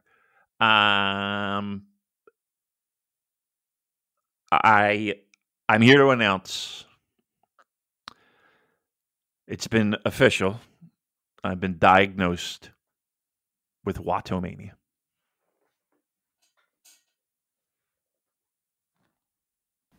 What a moment. I just want to let that sink in. What a moment for this podcast. I mean, I think one of the things that I celebrate about both of us is that we don't dig our heels in. We don't sort of stick to a take for the sake of wanting to be right. We let our opinions evolve based on the changing evidence in front of us, as it should be. I would be very distrustful towards people who always say that they were right the first time. And I think building your whole gimmick personality on that is very, very shaky ground. And I think you have to be able to reassess things based on the way things change. I think that is a strength, not a weakness or a fail state. So I am very happy to embrace you into the into the Watto Maniacs. And look, I will say a fucking brilliant match. Like I say, I echo your sentiments about it. I thought it was really, really excellent. And the fact that he's delivered not just with this match and the final, I thought he was great in the semi-final as well. He's consistently delivering at a very, very high level. Now, he's still young. He will get better. He's got room to grow. What I think is the most kind of remarkable thing for me is that after Wrestle Kingdom, when Hiromu won, I was really angry. I was like, oh my God, they fucked it up. Like, I can't believe it. The cowards. That should have been Wato's crowning moment. They should have belted him up. You would think now, after everything that's happened, that I would be even more angry. But I kind of feel this is the right move. Right. Even though Wato is now delivering outstanding matches and he's got the Best of the Super Juniors trophy, and I was complaining about Hiromu feeling still, I think this is the right move. because, the crowd were just on their feet. They were stamping, they were screaming. Like, it was electric. The atmosphere for the last few minutes of this match was just beautiful. I loved it so much. But you know what New Japan like to do? We know how they like to tell their stories, and they make you wait and wait and wait until you are just absolutely bursting for that moment. And that Wato moment is coming. I don't know when it's going to be. Maybe it will be at Wrestle Kingdom. Maybe it will be in Osaka again, because he's an Osaka boy himself. But at this point, the way that it's been booked this year, I have absolute faith and confidence in whoever's booking it that they're going to tell the right story with Wato. We are going to get a payoff. It wasn't today, but I'm okay with that. And Hiromu's been so tremendous this year, and they've freshened up the division so much and lined up so many interesting possible new challengers that I'm okay with it. I think it was the right move. I think this is not Wato's moment to become the ace of this division. I think he's still got some growth to do, some growing to do, and I guess, are we sort of full steam ahead? Are you on board for the Hiromu 12 defense bandwagon? Yeah, I am. And I think what we fail to acknowledge when it comes to these types of streaks or historic defenses, as you get the higher numbers, is sometimes you got to get through defense 5 and 6 and 8 to get that. Oh, okay, we're getting closer. Oh, we're getting closer. Oh, the heat is on. Oh, we got 2 more wins. One more win, and he breaks through. That kind of thing. And that's where it gets really fun and exciting, and you kind of you're then looking for people to break the streak. It's kind of like you want that challenger to win the title. It's subconsciously. I don't know. Yeah, I mean, look, I said it previous show. Having Hiromu with the title and Master Wato with the Best of the Super Junior trophy that he can bring out every fucking show and just remind people, yeah, I won this tournament. And at the same, that is its own reward in and of itself, isn't it? Yeah, absolutely. Why not? Now you got 2 guys that when they have opponents, it's meaningful, and it's not that he's defending the fucking trophy, but you get my point. And Hiromu chasing a record, that's yes, perfect, fine. And you're right, New Japan does take their time. They like to slow burn and so forth. But even without that, I think it's the right call. It's again, you got 2. Here's what you got. You got Master Wato, who has been elevated into a position where, once again, we are in harvest season. We are picking the fruits from the tree that we planted years ago. And so far, you could see that progression in Master Wato.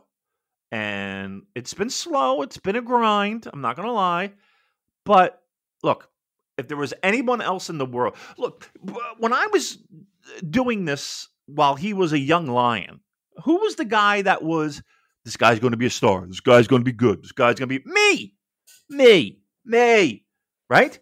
Now, I got totally disappointed with the Master Wato that we saw walk through that curtain in an empty arena and then get the shit kicked out of him by Doki.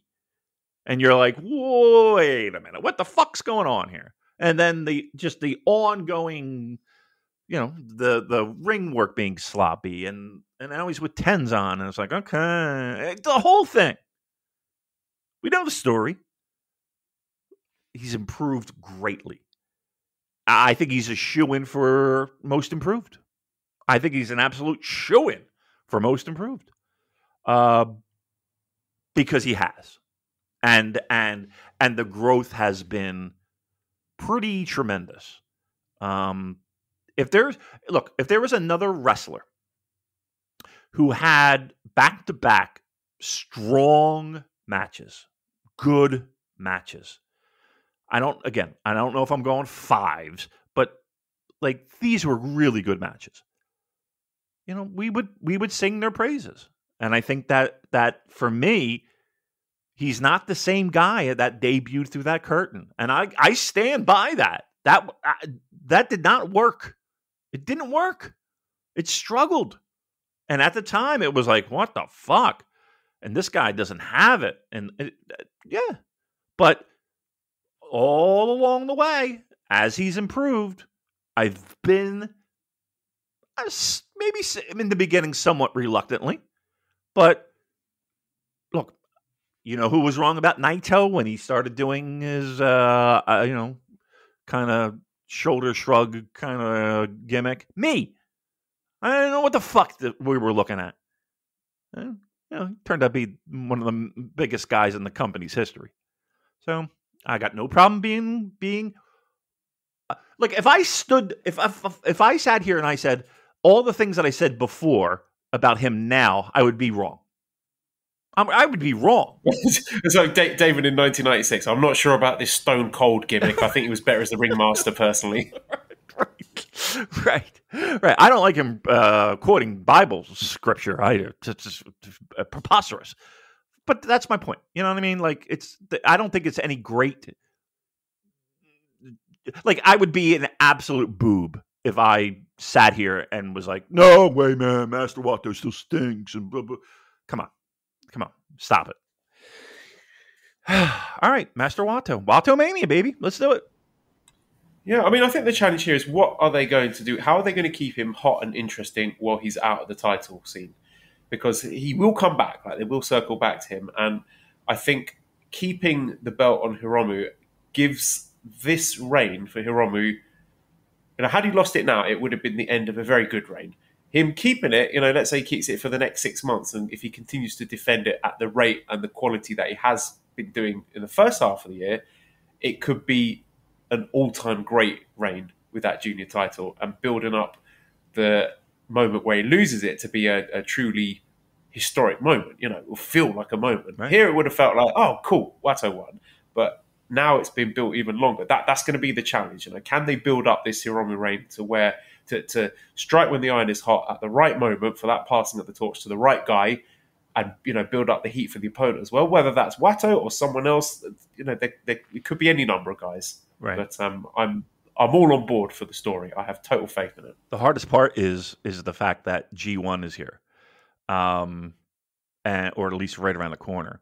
And it's the problem with every junior that comes out of Best of the Super Juniors and maybe even Dominion. Coming out of it is like, oh, okay, now we're focused on the heavyweights. So they'll figure that out. But yeah, I mean, I think you could say the same thing. Will Ospreay had the same problem, or Ricochet, or whomever. Kyle O'Reilly. I don't know. I'm not naming winners. I'm just naming junior heavyweights that performed well. Kushida. Just trying to keep that momentum going into G1 when we're focused mostly on heavyweights. Okay, so this 8th match, never openweight 6-man tag team championship match. The champions Ishii, Tanahashi, and Okada successfully defending against the challengers Shota Umino, Claudio Castagnoli, and John Moxley. 20 minutes, 37 seconds. Okada pinned Shota following the Rainmaker to successfully retain those titles. I mean, it's just wild to say that out loud. Just that sequence of words. If I'd said to you, like 3 years ago, never openweight 6-man tag team championship match with names like Okada, Tanahashi, Claudio Castagnoli, and John Moxley, you would have had me committed to an insane asylum. Right. But hats off to them. I mean, they took a huge risk in putting these belts on, guys like Okada, and now it's a semi-main spot for a Dominion show, and arguably the best match of the card. This was tremendously entertaining. Everyone doing their greatest hits. I enjoyed the way that they paired off with. I don't know if they were teasing future singles matches, but there was certainly a lot of interest there.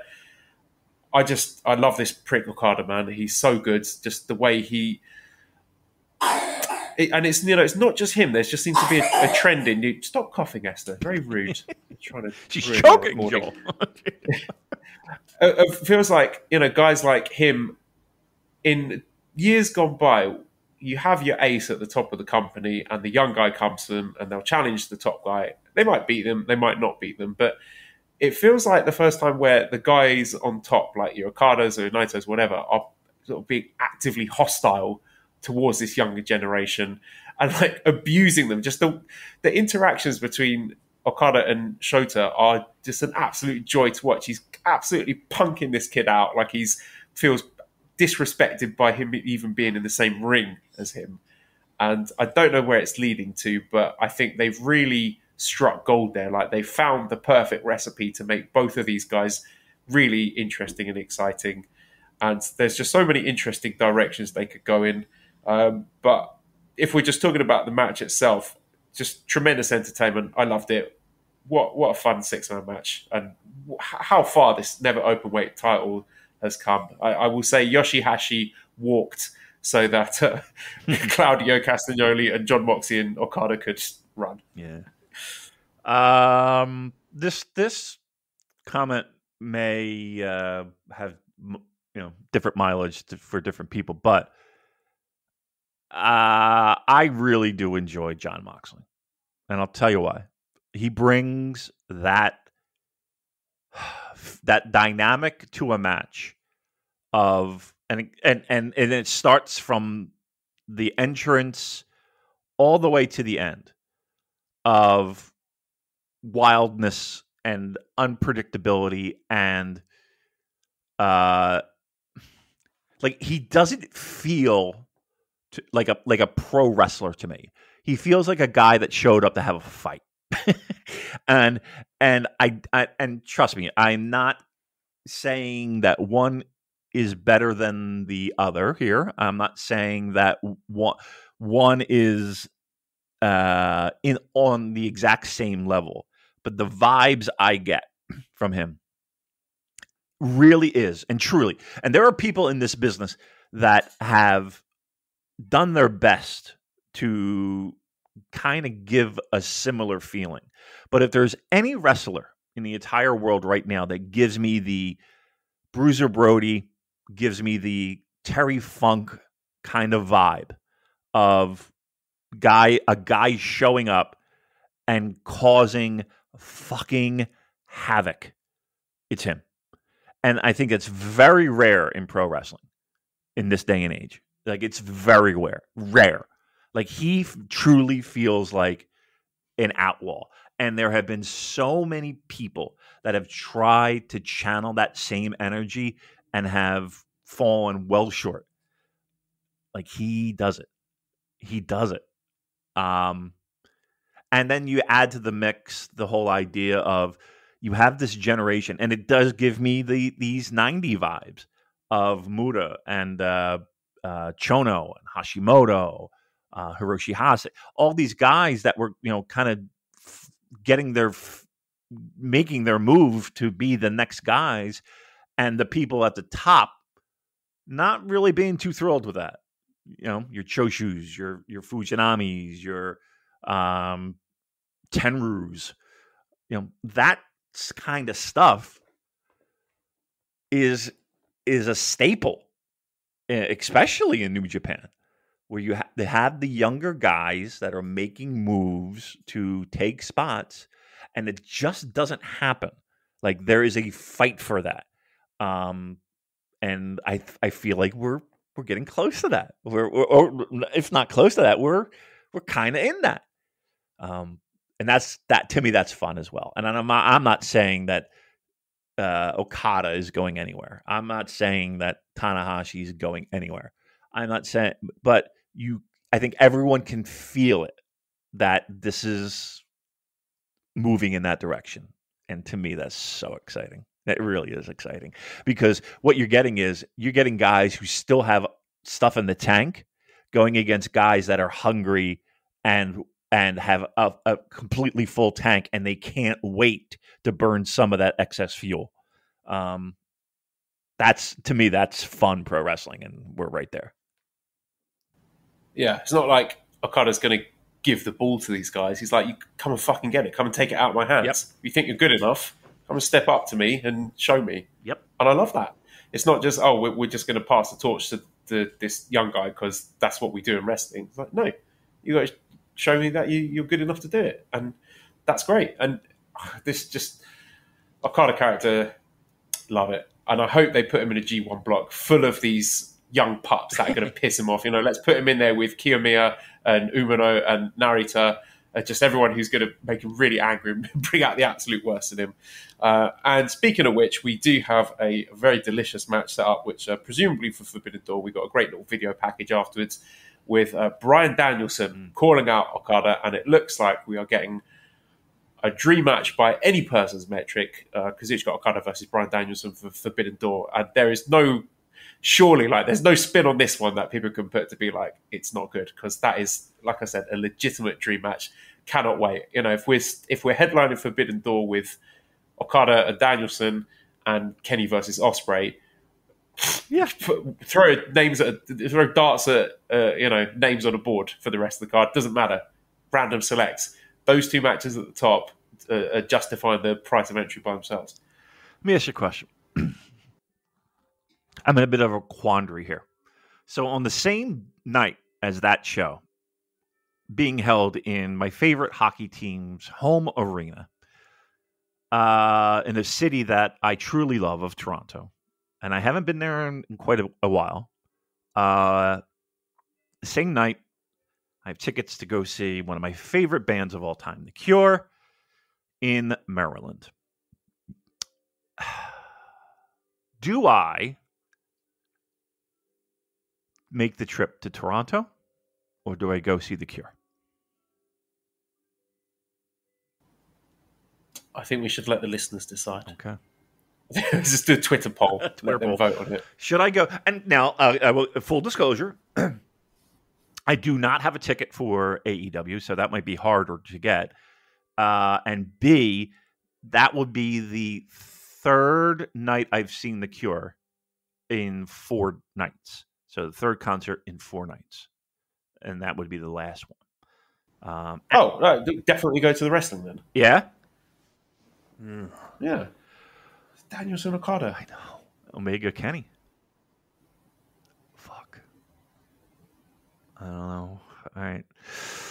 But then here's the thing too. I got to drive to Toronto. I don't think I can fly. I got to drive. That's like it'd be about 10-hour drive up and back. What, 5 hours there, 5 hours back? No, 10. Oh, 10 there, 10 back. Anyone want to drive? Listeners, someone drive. Anyone pay for my flight to Toronto? Can Red Circle, is it? RedCircle.com? I need a plane ticket. And also, please, either, what was I going to say? Business class? Business class only. Yeah, business class only, please. How about this? RKJ says Danielson versus Okada is 5 years too late. Not a question, just an opinion. Correct. I mean, yeah, yes. I mean, without all the mileage on their bodies and the injuries and you're not getting both of these guys at the apex of their careers. No, you're not. That being, I would say you are getting Okada at his most interesting. Yep. Here's what you're getting. You're getting 2 guys that obviously can still go when the time is right. And when they do go, they're some of the best pro wrestling that you'll see on planet Earth. So, I mean, it depends on what kind of pharmaceuticals they have in the back, to numb some pains, to get them in that ring to be able to perform at a top level. They know the stakes. I think everybody, they know what people's expectations are. And they're pros, so I ain't worried about. That'd be the last thing I'd worry. I'm not worried about that match being a fucking flop, because, yeah. But they answer the question. Yeah, 5 years ago. Yeah, probably right.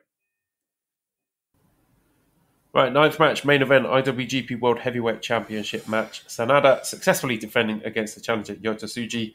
17 minutes via the dead fall. So Sanada retaining his championship. Adam says, not a question, just Yota Tsuji. Matty says, is it Tsuji's world? And we're just living in it. And Kai says, why is Tsuji the GOAT? So we were 50-50 on the outcome of this, I think, leading up to it. And following this match, I think they did everything that they needed to do. I thought Tsuji looked like $1,000,000, like the entrance, the presentation, like just the very fact that he did not appear on any preview tags, like he did not have a wrestling match prior to this one, for this sort of re-debut following his excursion, was very notable. It made it feel like a big deal. And again, very, very ballsy to do that and not give him some sort of tune-up matches. And I did notice, again, this might just be me, I could be completely off base here, but he did seem to sort of struggle a bit physically. I noticed him huffing and puffing in certain points in the match, although you wouldn't really notice it by his output, because I thought his performance was pretty fucking great, really. I thought it played to his strengths, the fact that it only went 17 minutes. I maybe ended a little bit abruptly, but I don't think it needed to go any longer than this. But he looked great. He built that crowd connection instantly. We had thousands of fans chanting his name. His moveset is tremendous. Like, there were some great sequences and sort of a mixing up the sort of lucha stuff as well. And I love the little sequence he did leading into the first curb stomp. The way that the spear has been sort of built in as this death move, and the way that Sanada saw that it was coming early on when he tried to do the leapfrog thing, and it just knocked the wind out of him. So he was like, oh shit, I've got to try and put this guy away early. So he was, 3 minutes into the match trying to bust out his signature moves, trying to put Tsuji away early. But then later on into the match, Tsuji kept going back for the spear, and Sanada had figured out counters to it. So I thought it was a really good performance from Sanada as well. And let's give some credit to him. Like, the company put him in a big spot here to, I don't want to say lead Tsuji through his comeback match, but, Sanada's the more experienced guy there.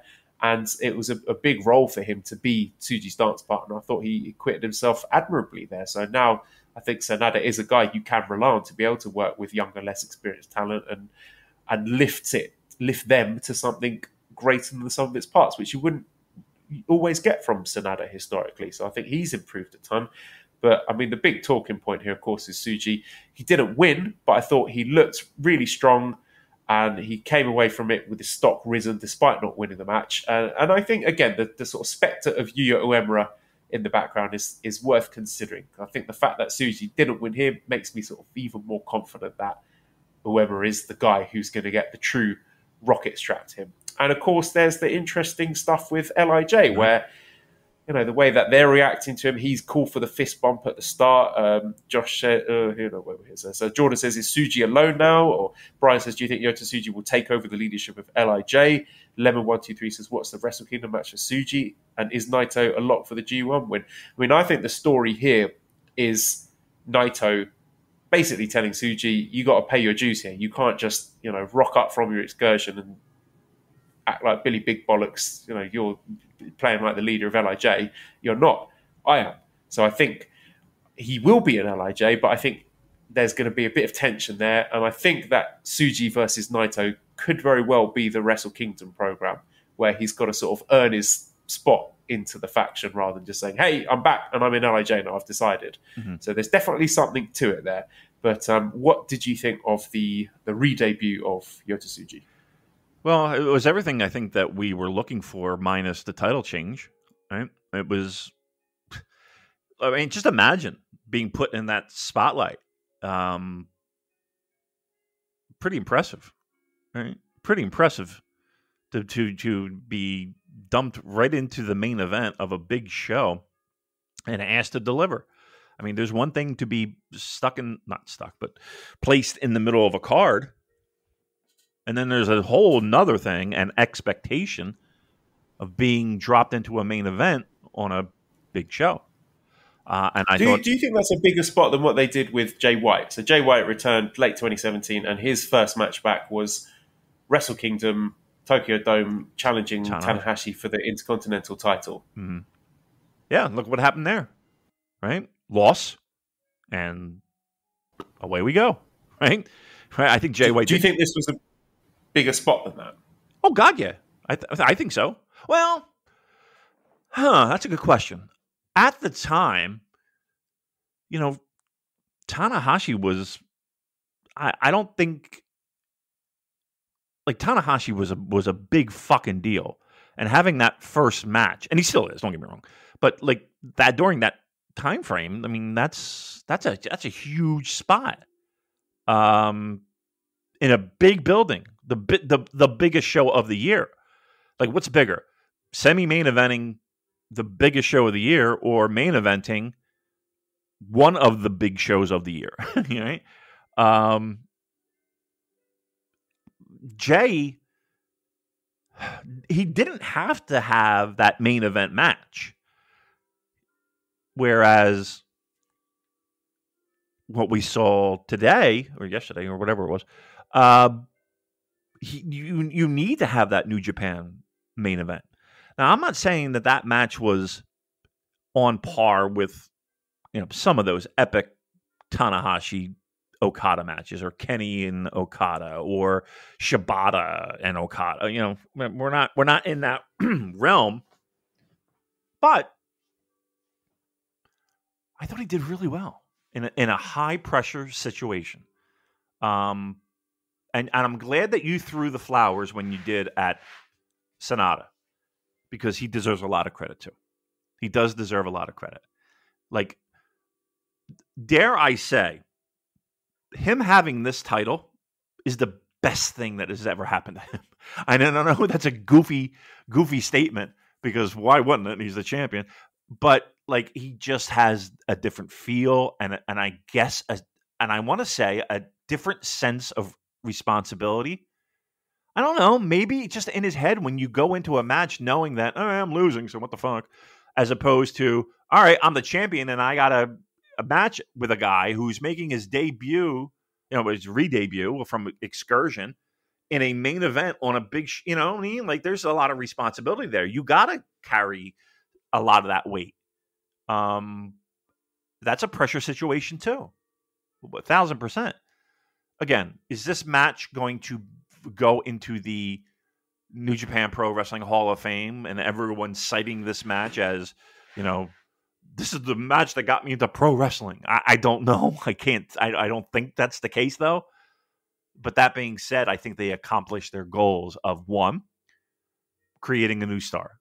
2, having your champion be even looked at more of as a top guy. And 3, planting the seeds for this Los Ingobernables kind of, tension, we'll call it. So, yeah, like I said, was it the greatest New Japan Pro Wrestling main event we've ever seen? No. But it accomplished those goals, and I'm happy with that.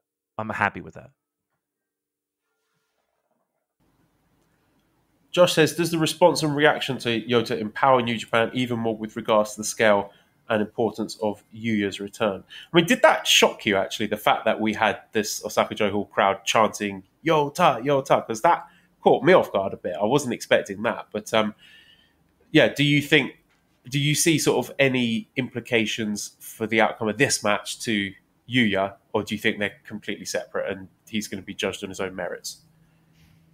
I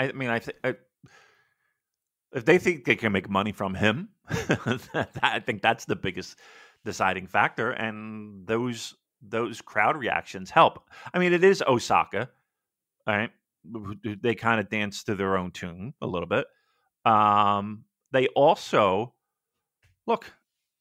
I'm going into this match with a possibility of a world title change here on a guy making his re-debut back from Excursion, who literally the only thing we've seen from him was one spear.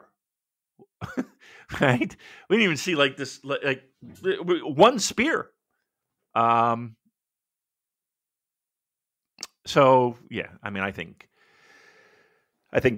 the future is very bright. Let's put it that way for all parties. Future very bright. Yeah, I think they're sort of setting long-term stuff here. I mean, I've said I think there is an intentionality in Ren coming back going for the TV title and losing. Shota coming back, going for the US title and losing. Now, Tsuji coming back, going for the heavyweight title and losing. I think that there is a purpose behind that.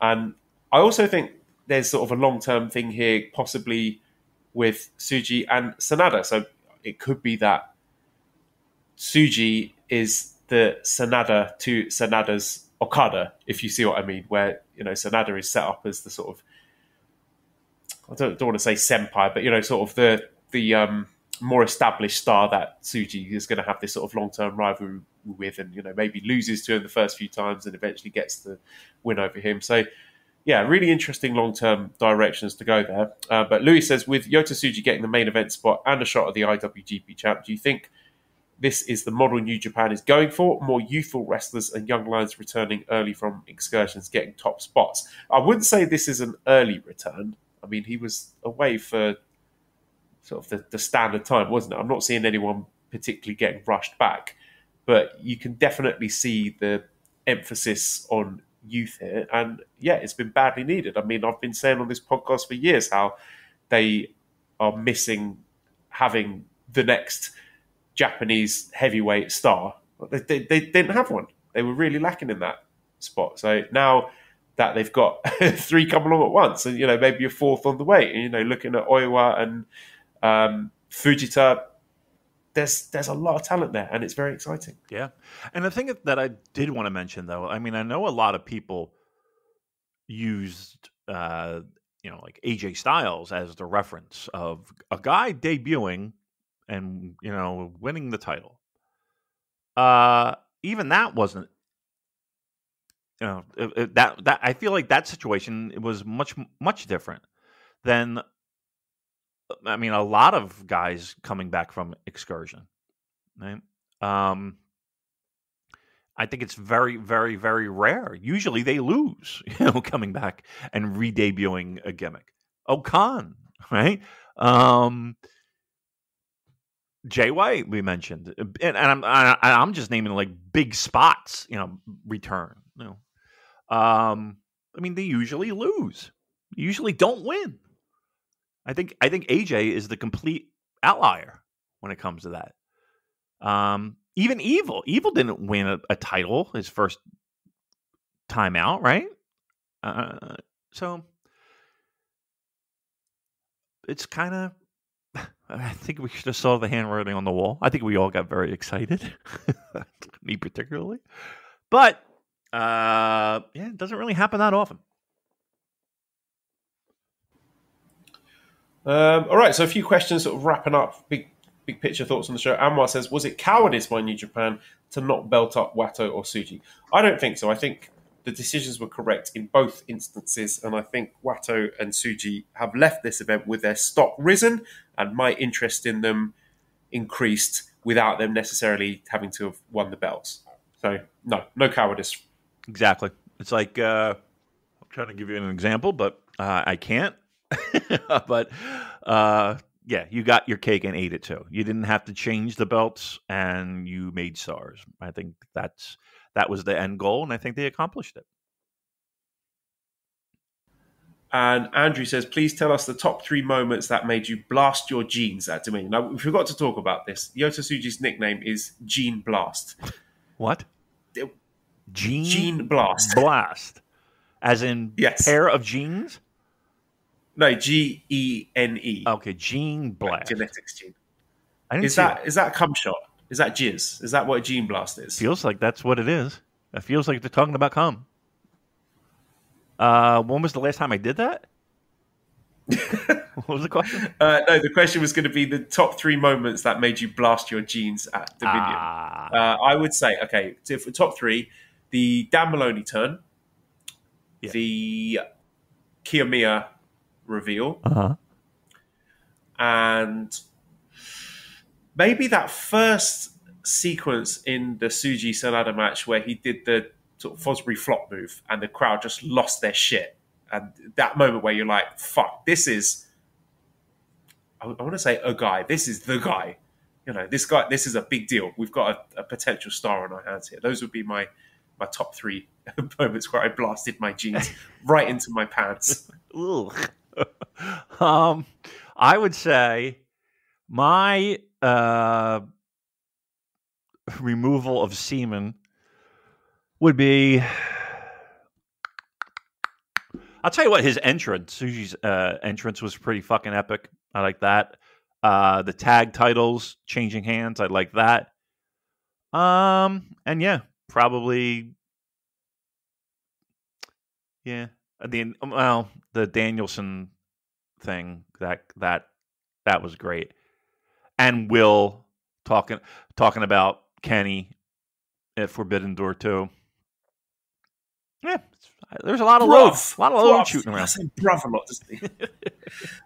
Yeah, okay, so here's my next question, just to wrap the show up then. Multiverse A says, out of all the news and events from the show, Tsuji, Shota, Watto looking like stars, Kato in the G1, Forbidden Door having Okada, Danielson, and Omega Ospreay, the new Bullet Club, Gino being back. What are you most excited for?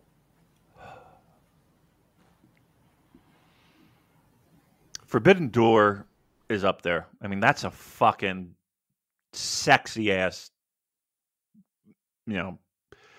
couple of matches there. I mean, if we're assuming somewhere in that mix, you're also seeing Goto and Yoshihashi and FDR, Kenny, Will, Danielson, Okada. I mean, that is a pretty fucking strong lineup just right there. So that's probably first on my list of what I'm most excited about. Second, G1. I think G1's going to be really fun and interesting and a lot of surprises. So I would say those two. Okay, last thing here is we have this Friday the All Together Again show taking place at Tokyo Ryogoku Kokugikan, the Sumo Hall. Of course, lots of New Japan involvement here. So in terms of the New Japan involvement, we got Amakusa, Atsuki, Aoyagi, and Hiromu against Hayata, Rising Hayato, and Master Wato. We got Francesco Akira, TJP, Henare, Great Okan, and Jeff Cobb against Dan Tamura, Hikaru Sato, Ryuki Honda, Rei Saito, and Jun Saito. We have Ren Narita, El Desperado, and Minoru Suzuki against Junta Miyawaki, Takashi Sugiura, and Naomichi Marufuji. Again, I'm just going through the matches with New Japan involvement. Shota Umino against Yoshitatsu, which, yeah, that could be interesting. I'm into that. Kosei Fujita and Zack Sabre Jr. against Sean Legacy and Chris Ridgway. And Kaito Kiyomiya, Kento Miyahara, and Hiroshi Tanahashi against Keno, Yuma Aoyagi, and Kazuchika Okada. We got Bushi, Shingo, and Naito against Yuma Anzai, Suwama, and Yuji Nagata. We got Yoshihashi, Hiroki Goto, and Tomohiro Ishii against Yoshiki Inamura, Daiki Inaba, and Masa Kitamiya. So, I mean, a few of those names I'm familiar with. I'm sure it'll be an entertaining show, but I mean, it's not really worth something going into great depth with a preview. A review, on the other hand, maybe we could reach out to our friends at Voices of Wrestling who know a bit more about All Japan and Noah to help us out with that. But I suppose the most interesting thing about this is there's no involvement from our current IWGP World Heavyweight Champion. There is no Sanada on this show, which is a bit of a head scratcher. But yeah, that's All Together Again. Any thoughts on that? I don't know. I don't really have anything to say on it, really. I'm sure it'll be fun. But, I mean, I don't think anybody is expecting, walking out of the show and the world changing, the pro wrestling world changing. I think it's going to be a fun show, as you can see. Plenty of multi-man tags that will be in the good to very good range, and that'll be that. It'll be cool to see guys in the ring with one another that you may not have the opportunity to have seen ever or would want to have seen ever. But here we are, and let's get excited. And I'm sure we'll be reviewing a bit of it. All right, that's all then. So redcircle.com/shows/super-j-cast. We always appreciate the money that you guys send to us for putting on this entertainment for you every week. If you want the Discord link, you can send me a direct message on Twitter or Discord, and I will share a link with you at Cobra Kawaii and ProWrestlingTees.com/super-jcast for our t-shirts.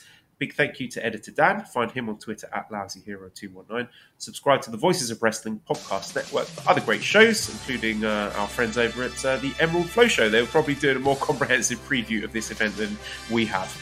Give us a 5-snake review on iTunes. Follow us on Twitter at the SuperJcast. Thank you everybody for listening, and goodbye. Also, Yo had a skateboard.